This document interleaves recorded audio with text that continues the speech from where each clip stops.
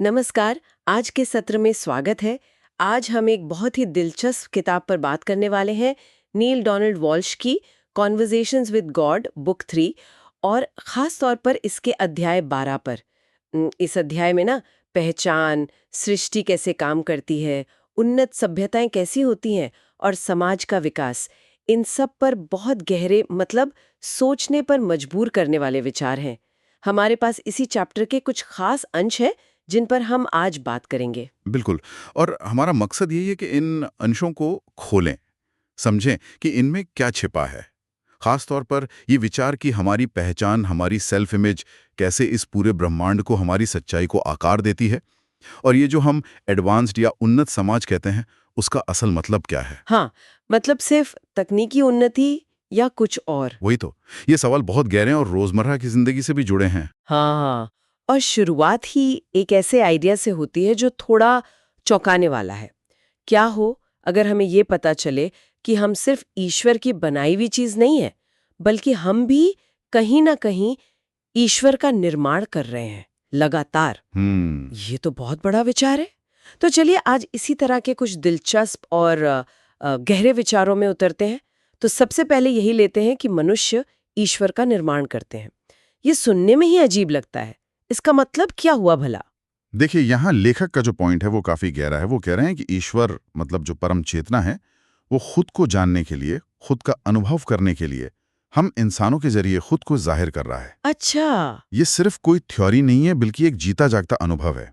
हम लोग इंसान इस पूरी प्रक्रिया का एक माध्यम है, और हमारे जो चुनाव होते हैं, हमारे कर्म, वो ईश्वर के अनुभव को एक तरह से आकार देते हैं। मतलब हम जो चुनते हैं उससे ईश्वर का अनुभव बनता है। हाँ, कुछ ऐसा ही। किताब में कहा भी है, जीवन ईश्वर के लिए अवधारणा को अनुभव में बदलने का एक उपकरण है।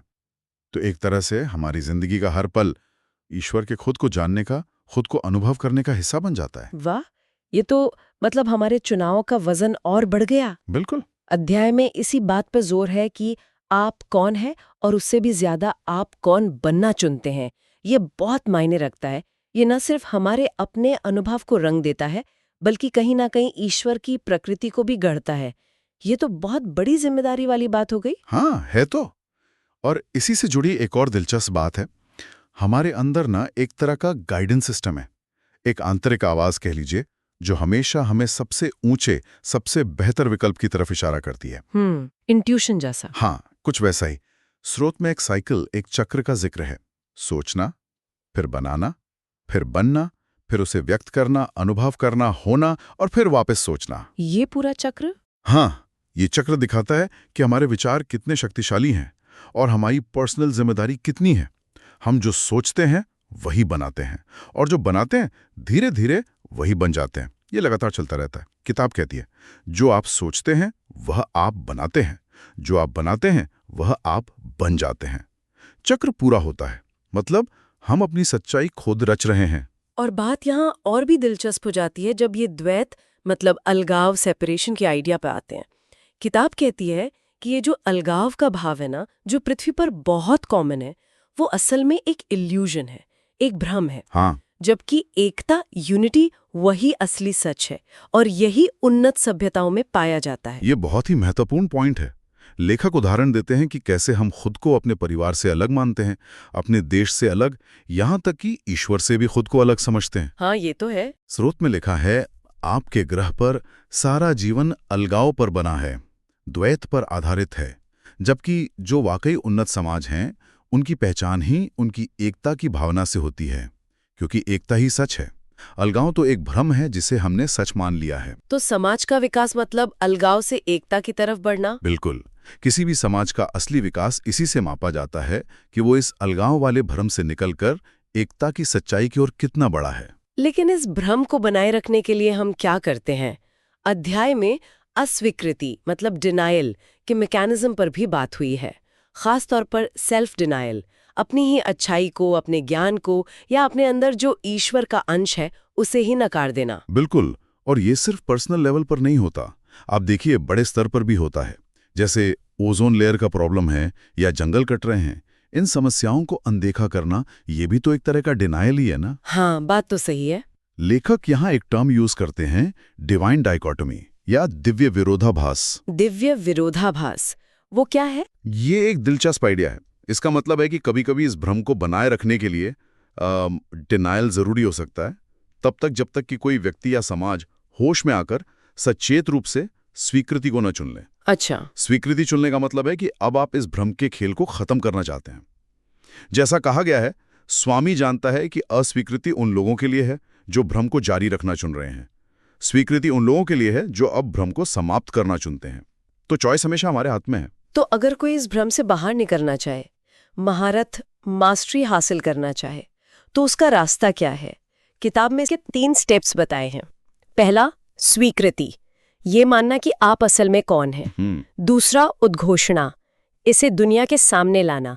और तीसरा, प्रदर्शन, मतलब इसे हर तरह से जीना। हाँ, और ये रास्ता आसान नहीं होता। अक्सर जब कोई इस रास्ते पर चलता है, मास्टरी की तरफ बढ़ता है, तो उसे दूसरों से चुनौती मिलती है, क्योंकि बाकी लोग तो अभी भी उसी भ्रम में जी रहे होते हैं, वो इसे नकारते हैं। हाँ, ये तो होता ही है। लेकिन जो मास्टर है, जो महारथी है, वो इस भ्रम को पहचानता है। वो इस खेल को एक नए तरीके से खेलता है।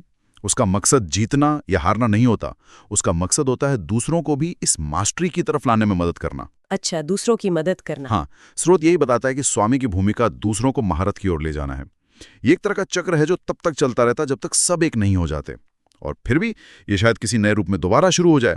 ये विकास की एक कभी न खत्म होने वाली यात्रा है। ये सब सुनकर एक सवाल तो मन में आता ही है, क्या हम इस इतने बड़े ब्रह्मांड में अकेले हैं? क्या दूसरे ग्रहों पर भी जीवन है? लेखक का जवाब तो बिल्कुल साफ है, बेशक हाँ है। और वो ये भी कहते हैं कि उनमें से कई सभ्यताएं पृथ्वी से कहीं ज्यादा एडवांस्ड हैं। एडवांस्ड मतलब? टेक्नोलॉजी में भी। टेक्नोलॉजी में भी, राजनीतिक रूप से भी, सामाजिक रूप से भी, और सबसे जरूरी आध्यात्मिक रूप से भी। तकनीकी उन्नति का कोई उदाहरण दिया है? हाँ, एक उदाहरण दिया है मौसम पर नियंत्रण का। लेकिन लेखक इस बात पर ज्यादा जोर देते हैं कि तकनीकी उन्नति से भी ज्यादा महत्वपूर्ण है विचारों की उन्नति, सोच का विकास। सोच का विकास। हाँ, ये जो उन्नत प्राणी हैं, जिन्हें हाईली इवॉल्व्ड बीइंग्स या HEBs कहा गया है, वो स्वहित यानी सेल्फ इंटरेस्ट को बहुत बड़े नजरिए से देखते हैं। वो ये समझते हैं कि जो चीज किसी एक को नुकसान पहुंचाती है, वो असल में सबको नुकसान पहुंचाती है। इंटरकनेक्टेडनेस। बिल्कुल। और जो चीज कुछ लोगों को फायदा पहुंचाती है, उसका फायदा अंततः सभी को मिलना चाहिए, वरना वो किसी को भी असली फायदा नहीं पहुंचाती। जैसा स्रोत कहता है, प्रबुद्ध प्राणियों के लिए ये बहुत स्पष्ट है कि जो एक को नुकसान पहुंचाता है, वो कई को नुकसान पहुंचाता है, और जो कुछ को लाभ पहुंचाता है, उससे अंततः सभी को लाभ होना चाहिए, अन्यथा ये किसी को लाभ नहीं पहुंचाता है। उनका समाज कंपटीशन और अलगाव पर नहीं, बल्कि सहयोग और एकता पर आधारित होता है। लेकिन यहाँ एक चेतावनी भी है शायद।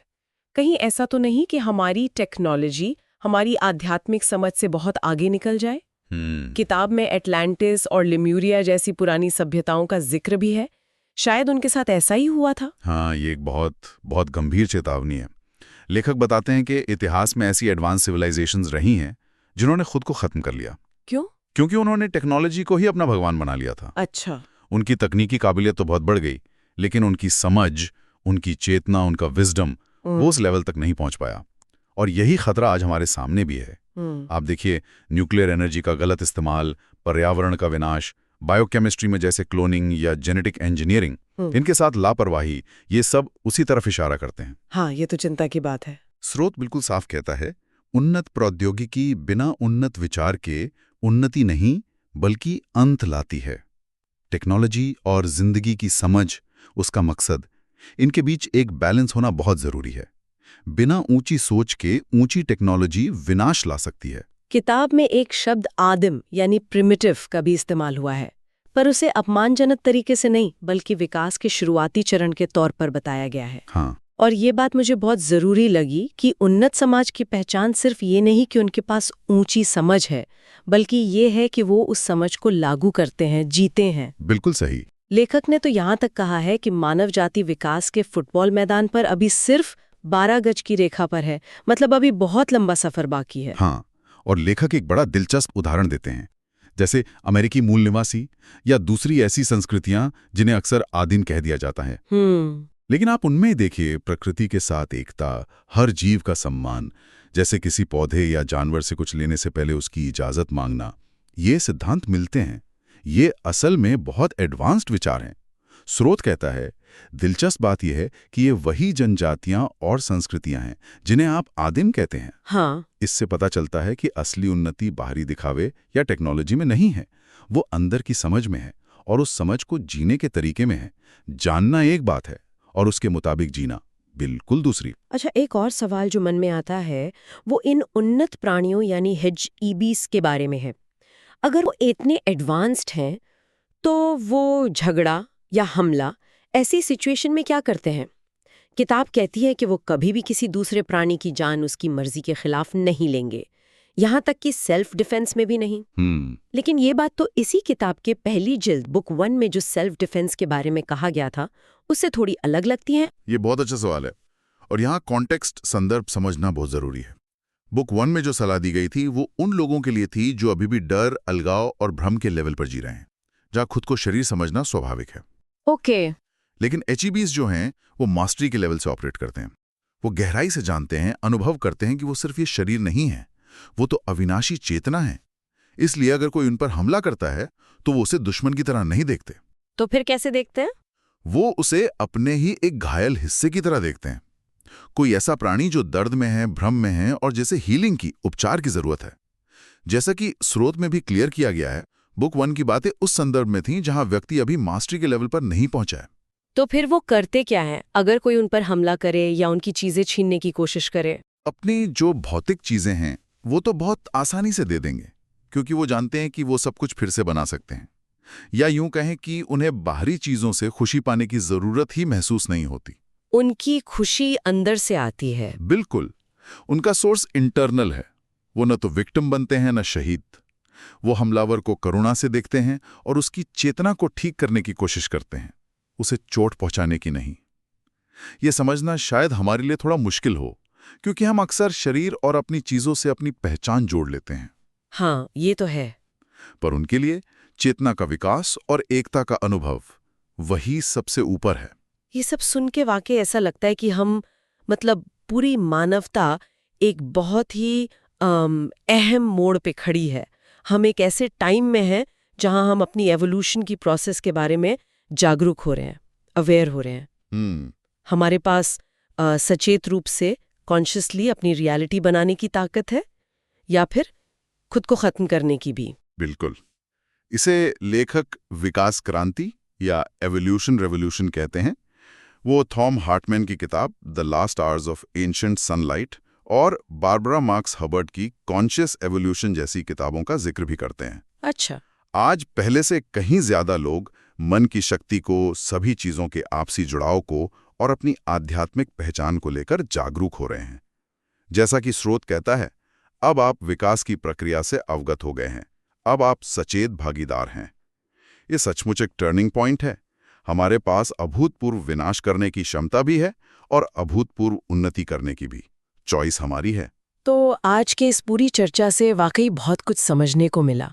कैसे हमारी पहचान ईश्वर के अनुभव को शेप देती है, कैसे एकता ही अल्टीमेट रियलिटी है और अलगाव एक भ्रम है, मास्टरी का रास्ता क्या है, और हम इन तथाकथित एडवांस्ड सिविलाइजेशन से क्या सीख सकते हैं, खासकर टेक्नोलॉजी और चेतना के बैलेंस के बारे में। हाँ, और सबसे महत्वपूर्ण बात शायद यही निकल कर आती है कि हम इस इवोल्यूशन के सिर्फ दर्शक नहीं हैं, हम एक्टिव पार्टिसिपेंट हैं। हमारे हर विचार का, हर चुनाव का असर सिर्फ हमारी जिंदगी पर नहीं, बल्कि शायद इस पूरी सृष्टि पर पड़ता है। ये एक बहुत बड़ी जिम्मेदारी भी है और एक कमाल का मौका भी। बिल्कुल। ये हमें सोचने पर मजबूर करता है कि अगर हम सब सच में एक हैं, अगर यूनिटी ही अल्टीमेट ट्रूथ है, तो आज हम अपनी रोजमर्रा की जिंदगी में अलगाव की कौन सी छोटी सी दीवार गिराने की कोशिश कर सकते हैं। वो कौन सा एक कदम हो सकता है जिससे हम अपने सबसे ऊंचे, सबसे अच्छे विचारों को सिर्फ सोचे नहीं बल्कि थोड़ा सा जी भी सकें आज ही। इन गहरे विचारों पर हमारे साथ सोचने के लिए धन्यवाद। अगली बार तक सोचते रहिए और खोजते रहिए।